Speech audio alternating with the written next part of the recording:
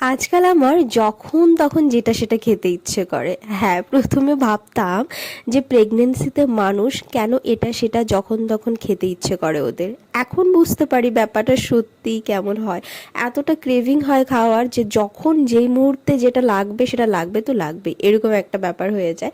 তো যাই হোক, আমার আজকে খেতে ইচ্ছে করছিল নুডলসের পকোড়া। তো আমার কাছে নুডলস ছিল না, তো আমি ম্যাগি দিয়ে বানিয়েছি। আর এটা খেতে কিন্তু খুব ভালো হয়।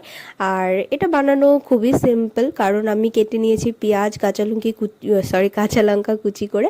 আর তার মধ্যে এই সেদ্ধ করা নুডলস দিয়ে দিয়েছি। তোমরা চাইলে যে ম্যাগিতে মশলাটা থাকে সেটাও তোমরা দিতে পারো। আর আমি দিই না, কারণ আমার ম্যাগি মশলাটা খুব একটা ভালো লাগে না, সেজন্য আমি এটার মধ্যে পরে লবণ আর একটুখানি মানে বিট লবণ বলো বা সস দিয়ে বলো, খেলেই ভালো লাগে আমার। আর চা দিয়েও ভালো লাগে আমার। তো ক্রাঞ্চি হয়, খুবই ভালো হয় খেতে এটা। তো আমার তো দারুণ লাগছে।